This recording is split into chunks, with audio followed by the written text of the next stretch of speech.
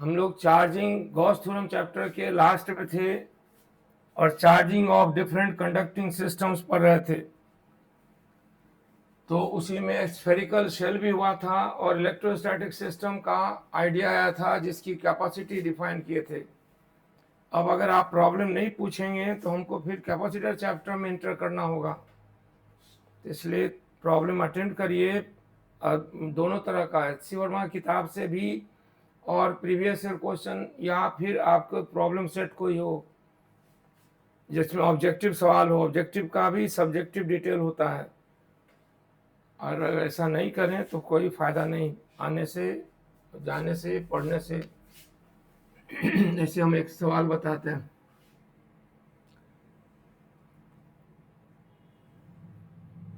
ये एक conductor plate है,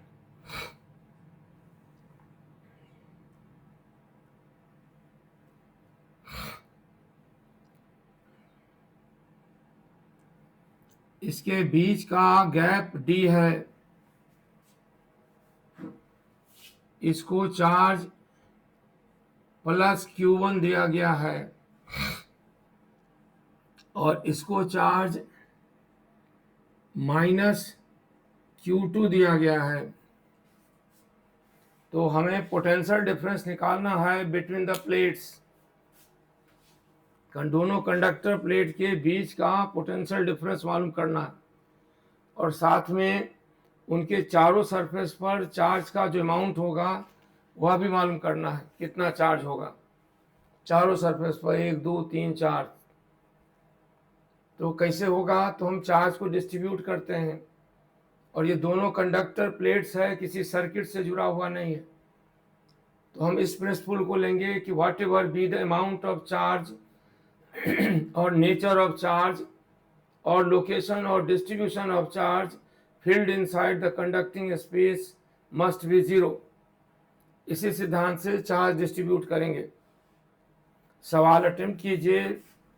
अब ये लेट हो रहा है ना, तो हम Q1 चार्ज यहाँ से लिए और इसके इनर सरफेस पर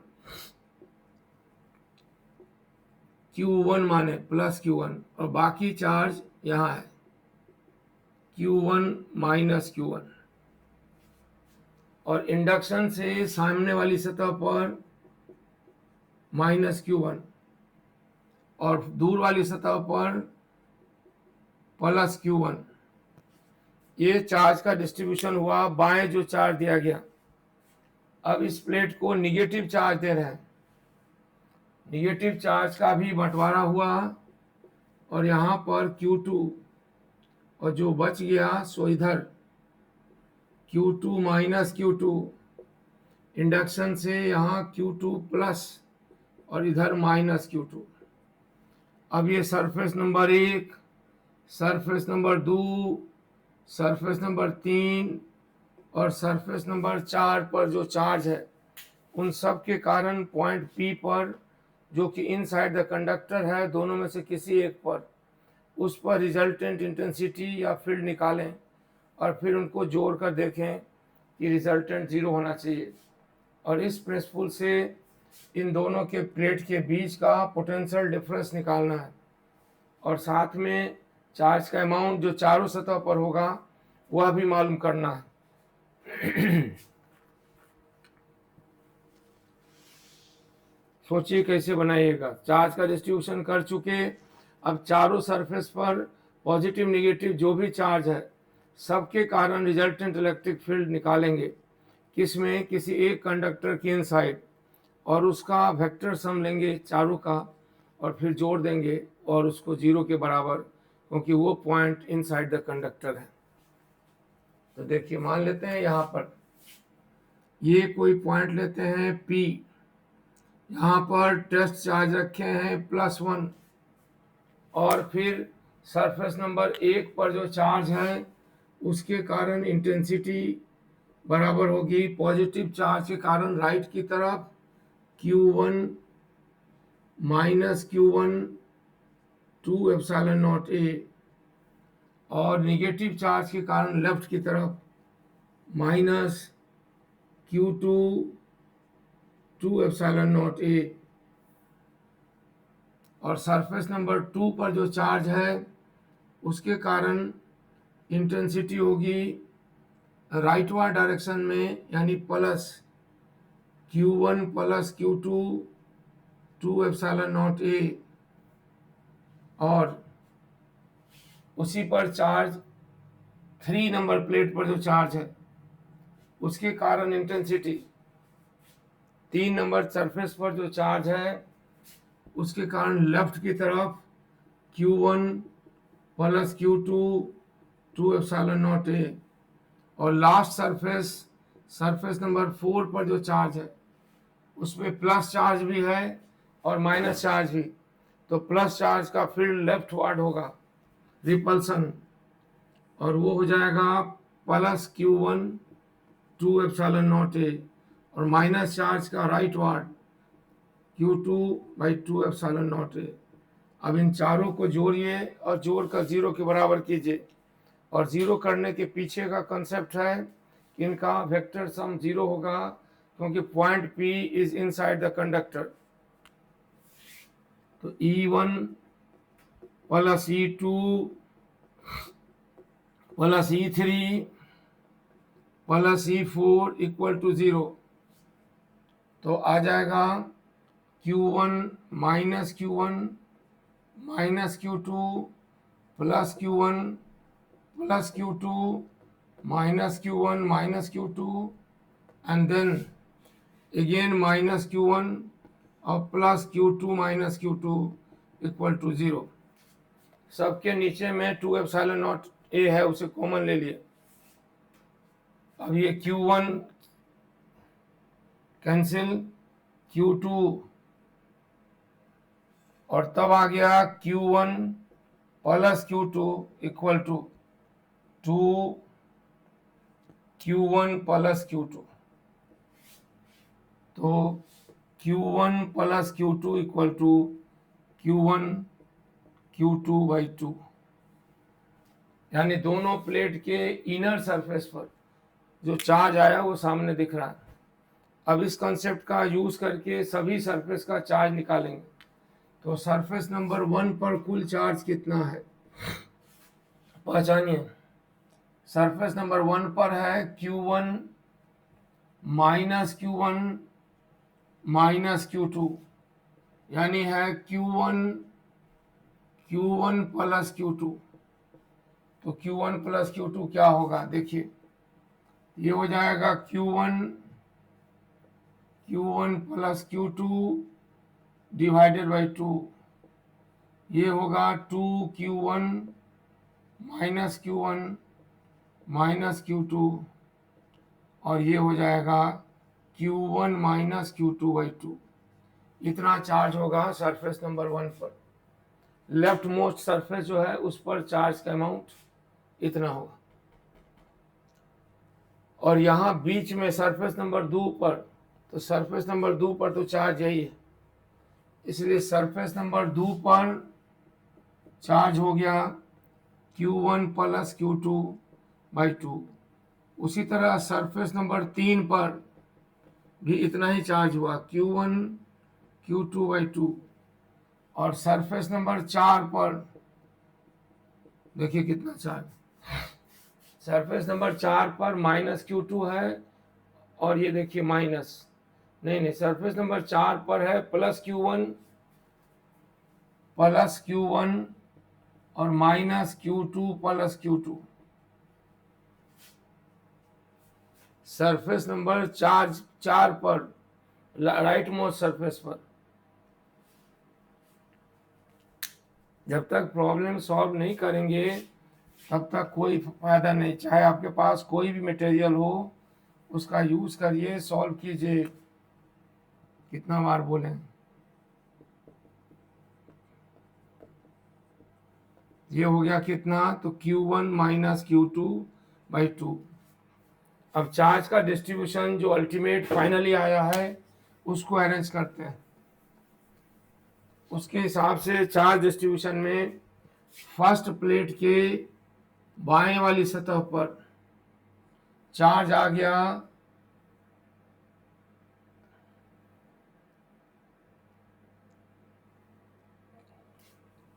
यहाँ Q1 माइनस Q2, यहाँ पर चार्ज हुआ Q1 minus Q2/2। Second plate जो है उसके दाएं वाली सतह पर, दाएं वाली सतह ये, वहां पर राइट मोस्ट चौथा नंबर पर भी इतना ही चार्ज आया, और ये है Q1 माइनस Q2/2। और सरफेस नंबर 1 के फर्स्ट सरफेस पर इधर यहाँ पर ये हो गया Q1 प्लस Q2/2। और सरफेस नंबर 3 पर, 3 कहाँ गया, 3 पर माइनस Q1 प्लस Q2/2। अब यहाँ पर पोटेंशियल डिफरेंस यानी इलेक्ट्रिक फील्ड निकालना है। सोचिए किधर होगा ये इलेक्ट्रिक फील्ड का डायरेक्शन, किधर होगा, थोड़ा दिमाग लगाइए।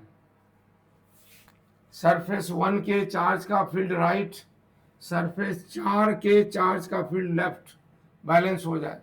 सरफेस नंबर 2 का फील्ड राइट वार्ड, और सरफेस नंबर 3 के कारण फोर्स किधर, वहां पर रिजल्टेंट फील्ड निकालिए। आपको चार्ज डिस्ट्रीब्यूशन हम दिखा दिए, कंफ्यूजन है बोलिए, दोबारा दिखाएंगे। ये प्लेट के बाएं मोस्ट व लेफ्ट मोस्ट सरफेस पर और इस प्लेट के राइट मोस्ट सरफेस पर चार्ज का अमाउंट बराबर है। लेफ्ट मोस्ट सरफेस जो इधर है और राइट मोस्ट सरफेस दोनों पर चार्ज का अमाउंट बराबर है, तो निकालिए।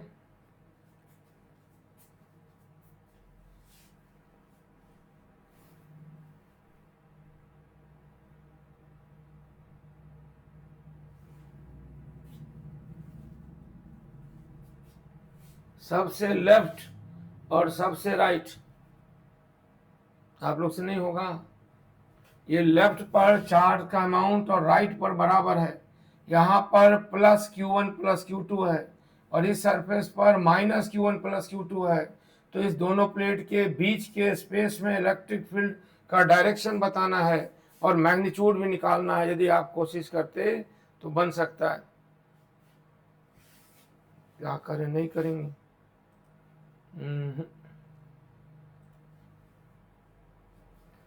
अब क्या करें बोलिए, कोशिश कीजिए। कहिए डायग्राम पूरा लिखने का जरूरत नहीं, आप ये तो दिखा रहे हैं ना, इस प्लस प्लेट की वजह से, इसकी वजह से, इसकी वजह से और इसकी वजह से। चौथा नंबर रिजल्टेंट फील्ड का कम से कम डायरेक्शन तो बताएं कि रिजल्टेंट फील्ड वहां किधर होने जा रहा है। जवाब है टुवार्ड्स राइट वार्ड। जवाब सही है, क्योंकि दो चार्ज का फील्ड तो बैलेंस से होने जा रहा है। बस बचेगा बीच में जो इनर सरफेस पर चार्ज है, केवल वही बचेगा। Resultant field zero right ward direction में होगा। दोनों चार्ज जो है उसका फील्ड तो बैलेंस हो गया। हम फिर से दिखाते हैं यहाँ पर फील्ड फोर्स का डायग्राम बना के। देखिए बीच में एक स्पेस ले, सरफेस 1 के कारण फील्ड किधर है, तो सरफेस 1 का फील्ड है राइट और सरफेस नंबर 4 का है फील्ड लेफ्ट।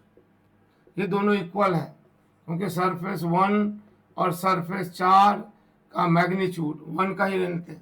1 का हो जाएगा right ward Q1 minus Q2 divided by 2 epsilon naught ए, और सरफेस नंबर 4 हुआ है minus Q1 minus Q2/2 epsilon naught ए। ये दोनों फील्ड अपोजिट हो गए और बच गया ये सरफेस, सरफेस नंबर 2 का फील्ड।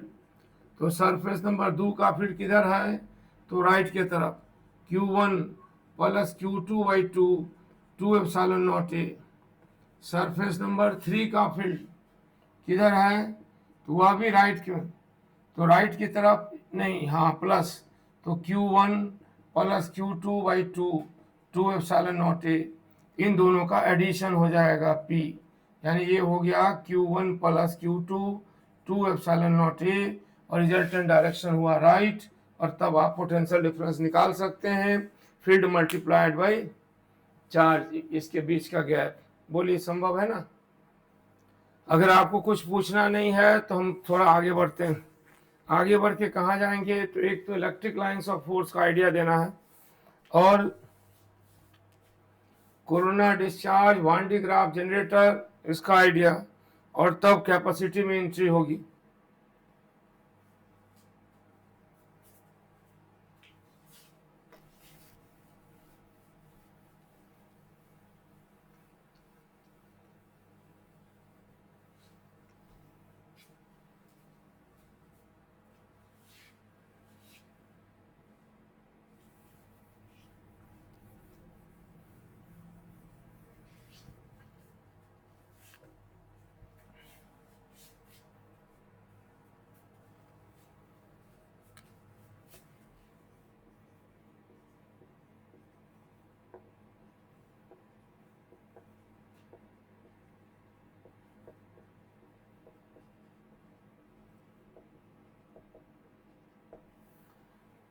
जब किसी कंडक्टर को चार्ज किया जाता है तो क्या क्या होता है, उसी में कोरोना डिस्चार्ज होगा, लीकेज ऑफ चार्ज, और आगे इलेक्ट्रिक लाइंस ऑफ फोर्स सब देखेंगे।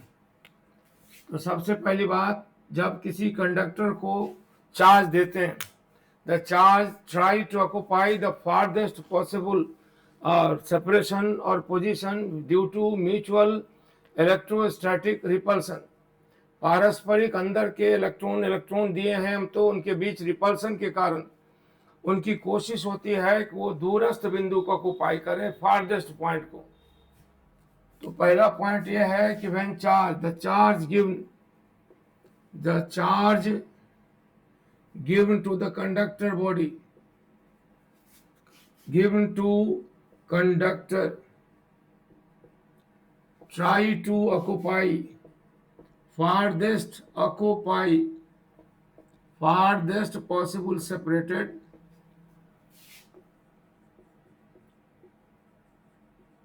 position due to electrostatic repulsion। Electrostatic repulsion के कारण वो हमेशा कोशिश करते हैं कि उनके बीच की दूरी मैक्सिमम हो। Therefore they appears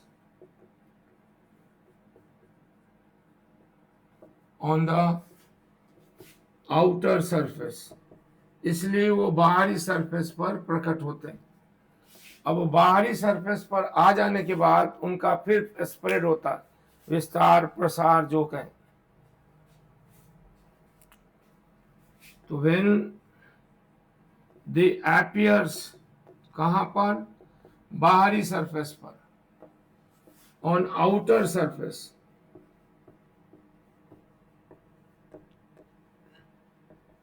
तब क्या होता है, they gets spread to the thinnest possible layer. यानी जैसे मान लीजिए ये सरफेस है,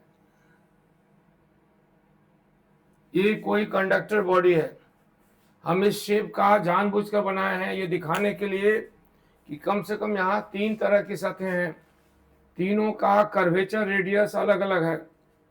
ये फ्लैट वाला पॉइंट है जिसका सेंटर ऑफ कर्वेचर इन्फिनिटी पर है, इसको ये माने।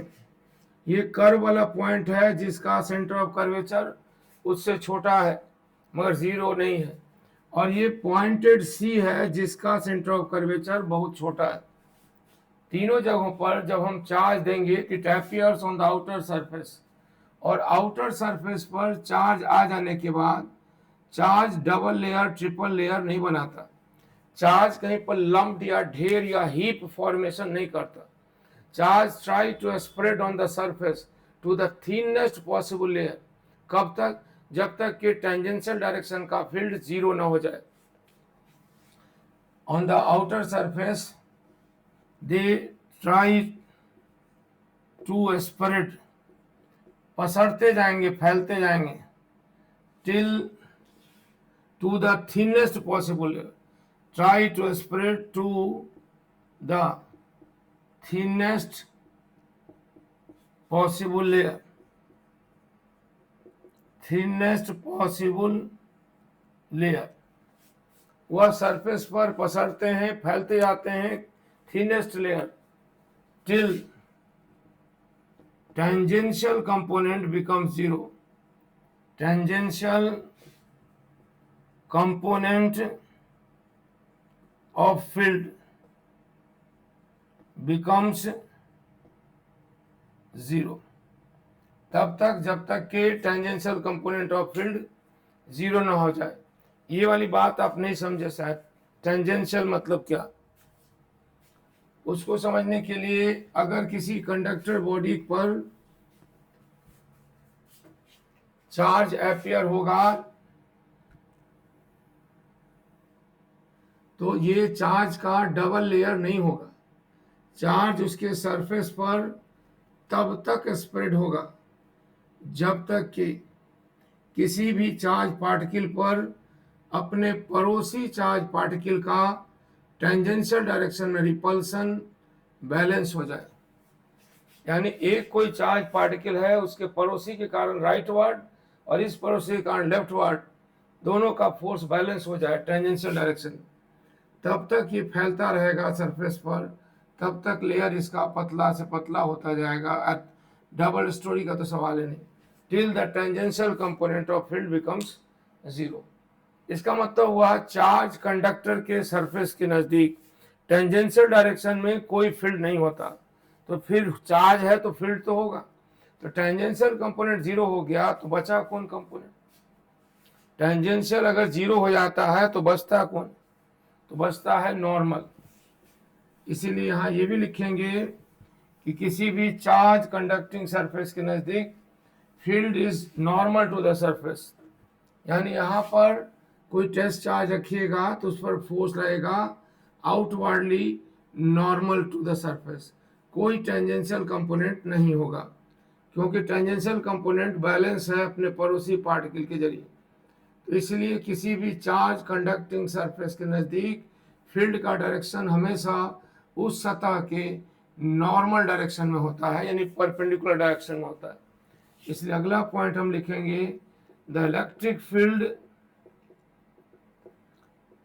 नियर चार्ज conducting surface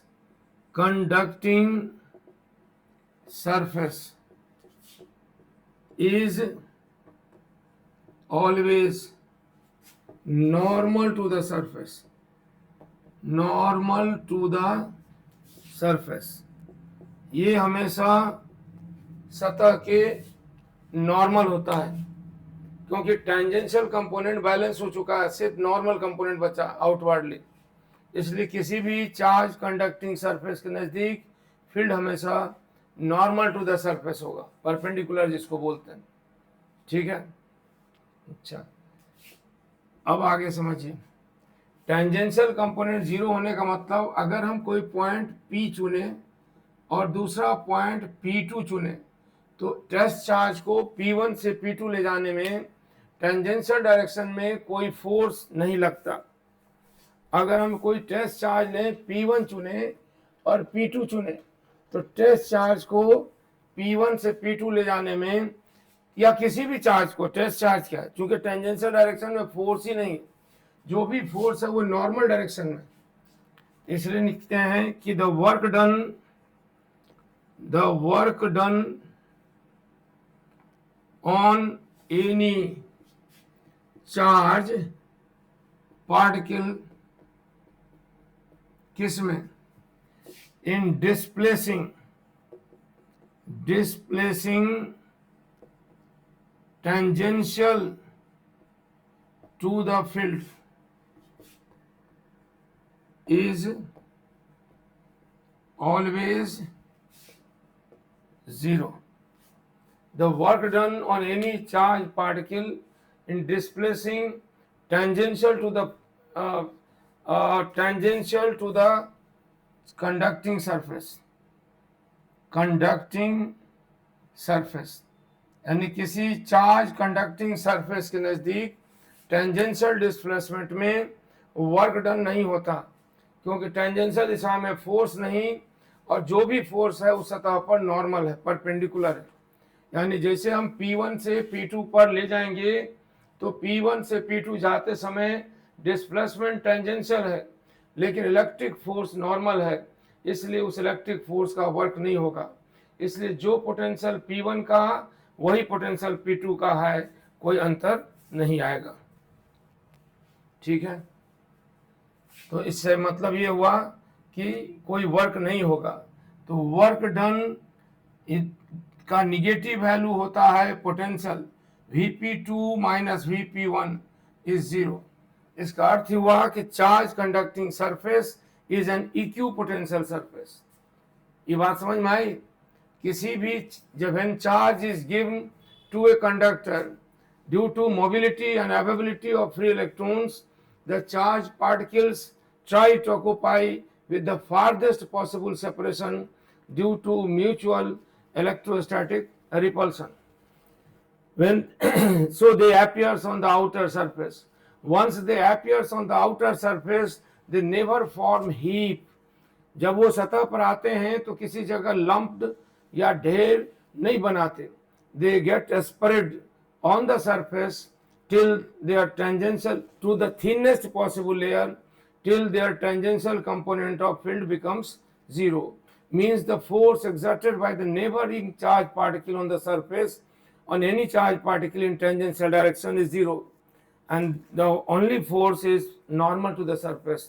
इससे ये पता चला किसी भी चार्ज कंडक्टिंग सरफेस के नजदीक the direction of field is always perpendicular to the surface or normal to the surface. Therefore, no work is done in displacing any charge or test charge from one point to another point on the charge conducting surface. Therefore, there is no potential difference between any 2 points on the charge conducting surface, because whenever a test charge is shifted from P1 to P2, its displacement is tangential, but the field near the surface is normal to the surface, so both are at right angle, so no work is done, no potential change occurs. That means the charge conducting surface forms an equipotential surface. उसके सतह पर हर जगह potential समान होता है जब surface conductor का हो और चार्ज हो। ठीक है, ये बात समझ में आई? कंडक्टर का हो और चार्ज हो, चार्ज भी हो और कंडक्टर का भी हो, तो कोई भी पोटेंशियल डिफरेंस नहीं होगा। इसलिए बोलेंगे charge conducting surface is N equipotential surface. मतलब पोटेंशियल एट ए हो या पोटेंशियल एट बी हो या पोटेंशियल एट सी हो, जहाँ के वहाँ कर्व सरफेस का नेचर बदल जाता है, लेकिन पोटेंशियल में कोई चेंज नहीं आएगा, पोटेंशियल रिमेन्स सेम। इसलिए कंक्लूडिंग लाइन ये हुआ कि charge conducting surface is an equipotential surface. लिखिए charge conducting surface, charge conducting surface is N equipotential surface. जो चार्ज सरफेस है वो इक्विपोटेंशियल सरफेस है। उम्मीद है समझ में आई क्यों इक्विपोटेंशियल सरफेस है। Charge conducting surface, conducting surface is an equipotential surface, is an equipotential surface. सही बात है। अब ये जो कंडक्टर हम दिखा रहे हैं उसमें तीनों पॉइंट दिख रहा है, ए बी और सी, तीनों का पोटेंशियल अलग अलग है। तीनों का पोटेंशियल नहीं, बल्कि ये कहें कि तीनों का पोटेंशियल सेम है, क्योंकि A B C all lie on the curve surface on the conducting surface which is charged. ठीक है ये बात। लेकिन पोटेंशियल और इंटेंसिटी के बीच क्या रिलेशन था ये भी तो याद करिए। Intensity is defined as potential gradient. Intensity is defined as negative value of potential gradient. इसलिए इंटेंसिटी बराबर कह सकते हैं minus delta V by delta R. और अगर वी हो और final zero, initial zero, R हो और इनिशियल जीरो, तो E बराबर माइनस वी बाई आर, यानी intensity is proportional to R. R is the radius of curvature of the surface. Potential जो है आर पर डिपेंडेंट है, लेकिन यहाँ जो सरफेस है यहाँ तीनों देखिए, वी ए बराबर होगा वी बी, सही है, बराबर होगा वी सी, तीनों का पोटेंशियल समान होगा, because all the 3 points lie on equipotential surface. समझ में आई बात? सब के सब इक्यू पोटेंशियल सरफेस पर पड़ते हैं, इसलिए सबका पोटेंशियल समान होगा। लेकिन सब की इंटेंसिटी अलग अलग हो सकती है। इंटेंसिटी का डेफिनेशन होता है V by R, E A बराबर VA by R A, E B बराबर VB बाई RB, और EC बराबर VC बाई RC। अब बताइए तीनों सरफेस में किसका पोटेंशियल अलग है? पोटेंशियल तो सबका समान है, तो किसका रेडियस ऑफ कर्वेचर बदल रहा है? सबसे कम स्मॉल रेडियस ऑफ कर्वेचर इन तीनों में किस पॉइंट का है, और सबसे लार्ज रेडियस ऑफ कर्वेचर किस पॉइंट का? एक बार फिर से डायग्राम बताते हैं। देखिए, हम इस तरह का लिए, ये प्लेन सरफेस हुआ, और यहां पर से जाके ऐसे देखिए, अब ये प्लेन सरफेस ए है, इसका रेडियस ऑफ कर्वेचर सबसे बड़ा होगा, और यहाँ पर कर्व सरफेस है, इसका रेडियस ऑफ कर्वेचर कम होगा। कहेंगे सर समझ में नहीं आ रहा, कम कैसे, ज़्यादा कैसे? और ये नुकीला पॉइंट है, तो इसका रेडियस ऑफ कर्वेचर और कम होगा। समझे? तो ये जो कर्व ट्रैक है, उसका रेडियस तीनों सतह पर अलग अलग हुआ, ए पर अलग, बी पर अलग और सी पर अलग, और क्योंकि रेडियस अलग है। आप इस तरह भी देख सकते हैं, हम एक कर्व प्लॉट करते हैं, ध्यान दीजिए, यहाँ पर हम एक कर्व प्लॉट कर रहे हैं। ये देखिए, ये नुकीला सतह है, छोटा सा दिखता हो। एक और कर्व प्लॉट करते हैं, अब ये थोड़ा कम नुकीला है, इसका रेडियस बढ़ रहा है, और ये उससे भी कम नुकीला है, मतलब शार्प एज नहीं है, रेडियस और बढ़ रहा है। उसके बाद ये, उसके बाद ये, उसके बाद ये, और तब लास्ट में ये, और आखिर में ये। यानी जो शार्प एज होता है, जो पॉइंटेड ऑब्स्ट्रूजन्स होता है, उसका रेडियस ऑफ कर्वेचर छोटा होता है। जो फ्लैट सरफेस है, जो प्लेन होता है, उसका रेडियस ऑफ कर्वेचर इन्फिनिटी तक होता है। इसलिए यहाँ पर ये सबसे छोटा नुकीला पार्ट, ये वाला जो, इसका रेडियस ऑफ कर्वेचर सबसे कम होगा, और जो प्लेन सरफेस है, उसका रेडियस ऑफ कर्वेचर इन्फिनिटी पर हो जाता है। तो यहाँ भी देखिए, तीनों जगह में ये देख रहे हैं ना, यहाँ किसका इंटेंसिटी ज़्यादा होगा? पोटेंशियल तो सबका सेम, किसका रेडियस ऑफ कर्वेचर सबसे कम है? ये ना बताइए। RC, RB और RA में गौर से बता दिए उनसे कि किसका रेडियस ऑफ कर्वेचर सबसे छोटा माना जाए।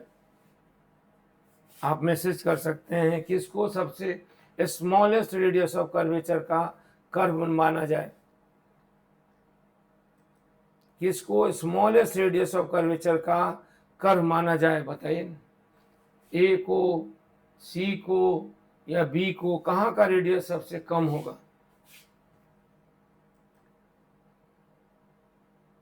आर मतलब क्या, मतलब RC कौन हुआ? हम तो पूछ रहे हैं पॉइंट बी का, पॉइंट ए, ओ अच्छा RC, ठीक ठीक, RC सबसे छोटा होगा, नुकीला है ना, इसीलिए सही बात है। तो RC सबसे छोटा होगा, यानी ये इससे और ये इससे, ठीक है। तो इंटेंसिटी, पोटेंशियल तो सबका बराबर होगा, VC बराबर VB बराबर VA, लेकिन इंटेंसिटी EC, EB और EA, बताइए किसका सबसे ज़्यादा होगा? R का वैल्यू तो देख ही रहे हैं, जबकि इंटेंसिटी का रिलेशन ये वाला V बाई आर। जी, इसका जवाब आया RC। RC क्या हुआ? अच्छा, हम तो अभी दूसरा सवाल पूछ रहे हैं, इसको देखिए ना। ये सवाल क्या है? तो पॉइंट C, पॉइंट A और पॉइंट B में शेप देखकर ही लग रहा है तीनों का रेडियस ऑफ कर्वेचर बराबर नहीं है। तो ये potential of C and A और B आर इक्वल, सही है। अब इंटेंसिटी के बारे में क्या कहेंगे? सब इक्वल होगा या बड़ा होगा, छोटा होगा? मतलब इक्वल होगा या डिफरेंट होगा इंटेंसिटी? C के पास, B के पास और A के पास कहाँ सबसे ज़्यादा इंटेंसिटी होगी? रेडियस का तो अंतर दिखाई रहे। इंटेंसिटी का फॉर्मूला यही हुआ V/R, बताइए ना।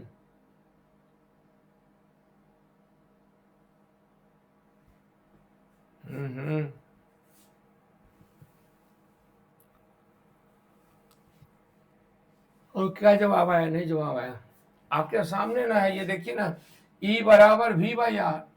अगर हम इंटेंसिटी लेंगे तो intensity potential divided by distance, यानी हम ऐसे लिखेंगे। यहाँ पर इंटेंसिटी किसका है तो EC बराबर कितना होगा?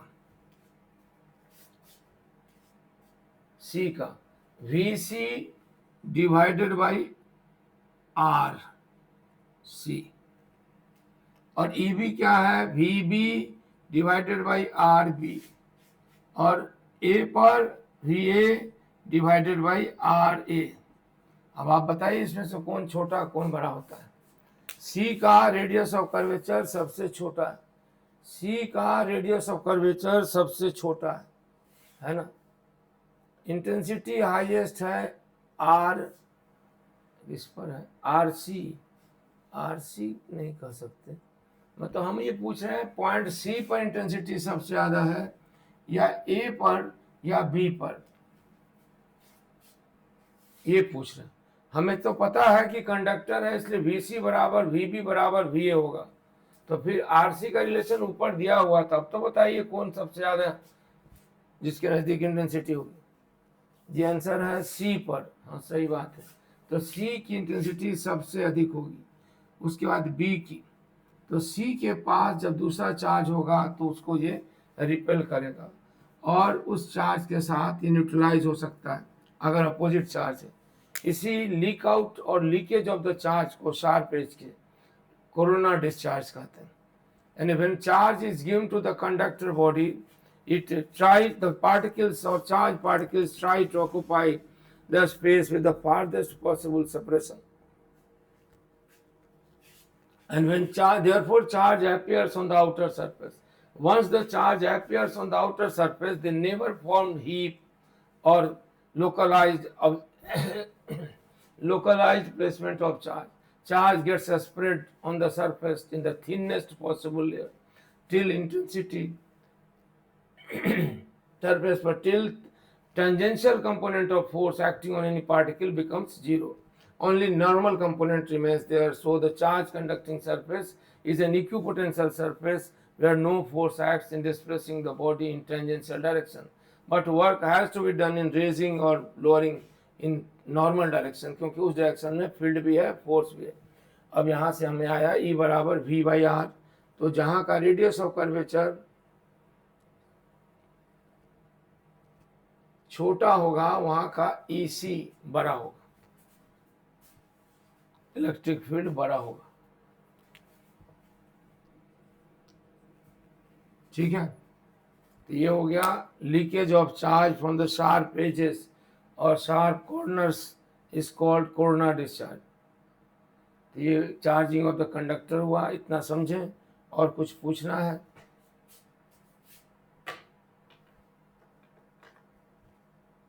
अब आप पर डिपेंड करता है, प्रॉब्लम नहीं बनाएंगे तो हम कैपेसिटी की तरफ जाना पड़ेगा, प्रॉब्लम बनाते हो तो बताएंगे।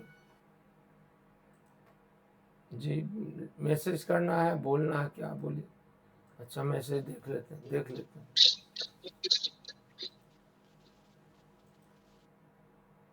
देखते हैं मैसेज क्या। हाँ बताइए। ठीक है, तो ये बात सोचिए, प्रॉब्लम नहीं अटेंड करेंगे तो हमको फिर कैपेसिटर में कल से पहुंच जाएंगे। तो थोड़ा टॉपिक है उसको तो आपके पास हवाले करते हैं कि आप सीरियसली पढ़ेंगे तो आपको उसमें डाउट होगा तो मैसेज करेंगे, तो तब जो हम बताएंगे तो ज़्यादा समझ में आएगा। ठीक है, इस पर सोचिए, अभी छुट्टी दे रहे हैं।